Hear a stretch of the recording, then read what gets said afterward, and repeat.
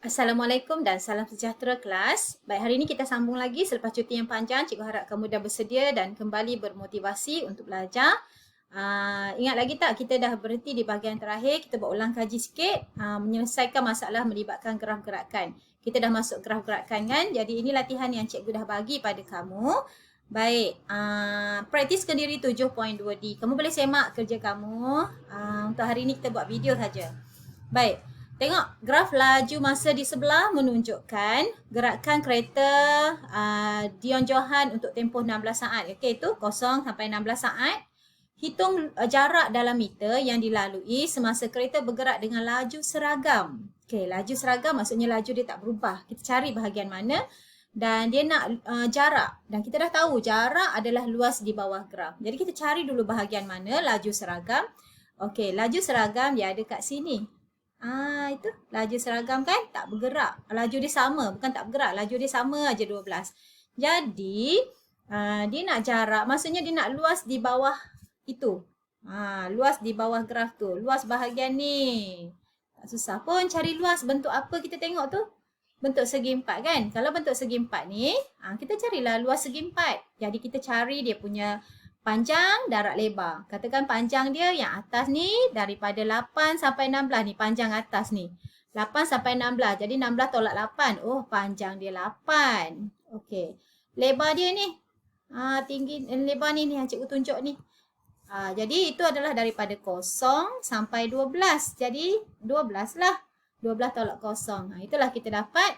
Jarak sama dengan luas di bawah graf. 12 darab 8 dapat 96. Okey, itu soalan A. Senang saja. Soalan B. Okey, nilai V. Cari nilai V. V ada kat situ. Jika laju purata kereta untuk 12 saat yang pertama ialah 14. Dia kata laju purata. Laju purata adalah 14. Jadi bahagian tu kita cari dulu. 12 saat yang pertama. Okey, 12 saat yang pertama duduk kat mana? Cari ni dulu. Jadi, 0 sampai 12. Oh, dia nak bahagian ini. Okey, bahagian ini. Daripada 0 sampai 12. 12 saat yang pertama. Jadi, soalan cerita tentang laju purata, kita ambil rumus laju purata. Jumlah jarak bahagi jumlah masa. Okey, jumlah jarak maksudnya kiralah semua jarak. Jarak sama dengan luas. Bahagi jumlah masa dia. Masa dia 0 sampai 12. 12 lah. Jadi, dia dah beri jumlah jarak tu, laju purata tu adalah 14. Kita tulis siap-siap. Jumlah jarak bahagi jumlah masa sama dengan 14. Sekarang kerja kita nak cari jumlah jarak tu dulu. Okey. Jadi, kalau diwakili oleh masa 12 saat yang pertama ni, jarak sama dengan luas tadi kan? Ini bahagian dia kelas. Nampak tak? Bahagian yang cikgu color hijau ni. Ini jarak yang kita nak kena cari. Luas, bahagian luas tu yang kita nak cari. Jumlah jarak adalah jumlah luas lah. Bahagi dengan jumlah masa tak ada masalah. 12. Okey, luas tu. Baik, kamu perhatikan baik-baik. Kamu cuba bahagikan ikut bahagian. Luas apa yang kamu nak cari. Yang mudah. Suka hati kamu. Apa yang kamu rasa mudah. Okey, cikgu nampak kat situ. Yang pertama kita buat segi empat yang bawah ni. Luas segi empat senang. Panjang, darat, lebar. Kemudian yang kedua kita buat segitiga yang atas ni. Setengah darat tapak, darat tinggi. So, bahagian yang pertama yang bawah, luas bawah, tambah luas yang kedua, luas atas. Okey, luas bawah, panjang 12, nampak tak? 0 sampai 12, so itu 12. Panjang, darat, lebar sini, sama dengan sini tadi, 12. 12 juga. So, kita ada yang pertama, yang pertama adalah 12 darat 12. Okey, luas yang kedua yang atas ni bentuk segitiga. Kalau luas bentuk segitiga, ingat tak? Setengah, darab tapak, darab tinggi. Okey, jadi tapak dia kat situ sampai sini. 12, ni bahagian ni. 0 sampai 8 saja. So, tapak kat situ adalah 8. Tingginya, ini.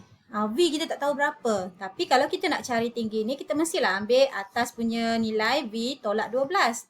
Jadi, situ adalah V tolak 12. Biarlah kita tak tahu V, biarkan. Sebab kita memang nak cari V tu. Cuma kita tahu kalau kita nak cari tinggi tu adalah V tolak 12. So, kita masukkan saja dalam formula. 1/2 darab tapak 8 darab tinggi V tolak 12. Jadi, keseluruhan luas 1 tambah luas 2. Jawapan dia tadi 144. Okey, bahagi jumlah masa. Jangan lupa bahagi jumlah masa kan. itu adalah laju purata. Cikgu bawa 12 ni siap-siap ke kanan. Maksudnya 14 darab 12 itu yang dapat 168. Okey? Ini adalah 14 darab 12. Cikgu pindahkan siap-siap. Okey. Kemudian, ni 2 dengan 8 boleh potong. Tinggal 4. Okey, 12 darab 12, 144. Jadi kita pindah sikit-sikit sebab kita nak cari V. Kita nak cari V. Jadi pindahkan nombor-nombor lain ke kanan. 168, sini tambah 144. Jadi pindahkan ke kanan, tolak 144. 168 tolak 144 dapat 24. Okey, itu yang dapat 24 tu. Kemudian sini tadi tinggal 4 darab V tolak 12. Kita tak bawa lagi yang ni. Alright. Sekarang kita nak tinggal V saja. Pindahkan 4 dulu. Jadi tadi 24. Pindahkan 4 ke kanan. Di sebelah kiri dia darab. Di sebelah kanan kena bahagilah. 24 bahagi 4. So dapat 6. Okey, dapat 6. Kemudian itu untuk V tolak 12 je sebab 4 dah pindah. Jadi, bawakan 12 pula ke kanan. Sini tolak. Bawa ke kanan dia kena tambah dengan 12. So, tadi jawapan tadi 6. Tambah 12 dapat 18. So, itu nilai V kita. Okey, 18 ms tolak 1. Sebab V itu adalah laju. Dan nilai dia pun ms tolak 1 unit, nampak? Okey, siap soalan 1. Soalan 2. Okey, laju masa diwakili gerakan motosikal yang dipandu oleh Abid Lusang dalam tempoh T saat. Okey, hitung nyah pecutan. Okey, nyah pecutan maksudnya bahagian yang dimula hendak break. Okey? Atau hal laju dia berkurang. Dia semakin slow. Kamu cari bahagian mana tu? Okey, bahagian hal laju yang semakin slow tu kan? Ini dia. Hal laju makin berkurang balik. Jadi kita nak bahagian ni saja. Dan nyah pecutan itu sama dengan kecerunan. Okey, nyah pecutan sama dengan kecerunan. Itu kadar perubahan laju. Ia adalah sama dengan kecerunan. Bahagian ini saja. Jadi itu dia. Bahagian itu kamu ambil laju bahagi masa lah. Laju adalah tinggi bahagi masa adalah lebar bawah ni. Masa kat sini 3 hingga 7, 4. Laju adalah 12 hingga 8 hingga 12 pun 4 juga. Kecerunan dia negatif kelas. Okey, jadi itu dia 12 tolak 8. Kemudian 3 tolak 7 negatif 4. Jadi dapat negatif 1 ms tolak 2. 4 bahagi 4. Okey, 4 bahagi 4 ikut kita punya segitiga tadi. 4 bahagi 4 dan kecerunan dia negatif sebab semakin perlahan. Okey, kemudian soalan B. Cari jarak dalam meter semasa kadar perubahan laju terhadap masa adalah bernilai positif. Okey. Kadar perubahan laju itu kecerunan lagi. Okey, sebut kadar aja kecerunan bernilai positif. Positif maksudnya semakin bertambah. Okey, dia nak jarak. Dia nak jarak. Ini diberitahu kawasan mana? Okey, dia nak jarak sebenarnya jarak sama dengan luas. Ingat, jarak sama dengan luas. Jadi dia nak luas bahagian kecerunannya positif. So, luas ini kelas. Ini dia luas 0 sampai 3 sebab ini kecerunan positif. Nah, yang itu yang kecerunan positif tu sebenarnya dia bagi tahu kawasan mana saja. Jadi nak ni yang orange ni. Jadi kita carilah luas dia. Bentuk apa ni? Ini adalah bentuk trapezium. Setengah darab A tambah B darab dengan tinggi dia. Ini adalah luas trapezium punya rumus. Okey, A tambah B adalah panjang yang selari ni 5 dengan 12. So, itu dia cikgu buat.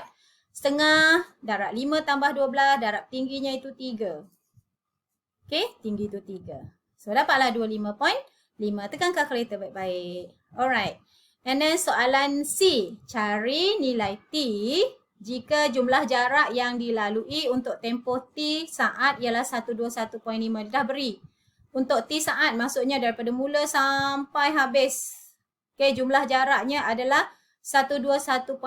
Jumlah jarak. So, maksudnya jumlah jarak itu adalah luas lah. Luas sama dengan 121.5. So, itu cikgu tunjuk di bawah. Luas sama dengan 121.5. So, kita akan cari luas kesemuanya sekarang. Okey, cikgu guna warna yang kontras sikit. Okey, luas kesemuanya daripada 0 sampai 7. Jadi, itu dia. Kesemua ini.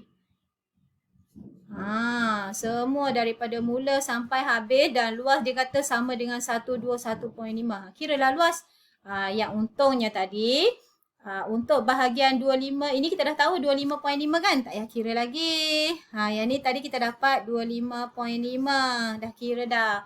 Okey, cuma kita akan cari bahagian balance sini lagi. Yang tak berwarna tu. Bahagian sini. Bahagilah elok-elok. Kamu nak bahagi macam mana? Okey, kalau cikgu suka lagi. Ambil yang senang je. Segi 4 di bawah. Segi 3 di atas. Okey? Segi 4 di bawah, segi 3 di atas. Kan mudah? Okey. Sini segi 4 adalah panjang dia. T tolak 3. Dia ada dalam sebutan T, tak apa. Sini T tolak 3. T tolak 3 dapat panjang. Dan lebar di sini adalah 8. Nampak tak? Ini 8. Jadi lebar dia 8. So, itu dia. Okey, ini bahagian 1, ini bahagian 2, segi 4, ini bahagian 3, segi 3. Okey, kemudian bahagi 3 setengah darab, tapak darab tinggi. Tapak dia tadi 4, tinggi dia adalah 12 tolak 8 pun 4 juga. Okey, setengah darab 4 darab 4 tu. Alright.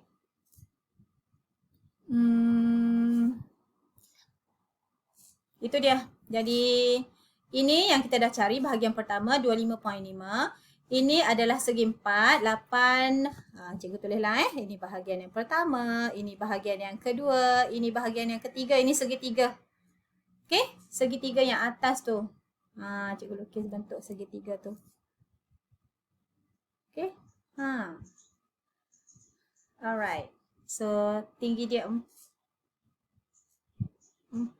Sini pun 4. Right. Jadi dapat 8 darab T tolak 3. Sini hasil dia 4 darab 4, 16 bahagi 2, 8. Dan samakan dengan 121.5. Okey, relax dulu. Kita nak cari T. So, tinggalkan 8 darab T tolak 3 ni.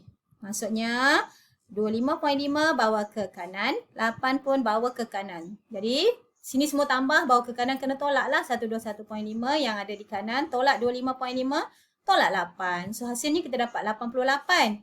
Kemudian, kita nak tinggal T saja. Pindah 8 pula. 8 sini darab. Pindah ke kanan bahagi. 88 bahagi 8 adalah 11. Okey, 11. Kemudian kita bawa pula tolak 3. Bawa ke kanan tambah 3. 11 tambah 3, 14. So, T adalah 14 saat. Okey. Itu untuk soalan C.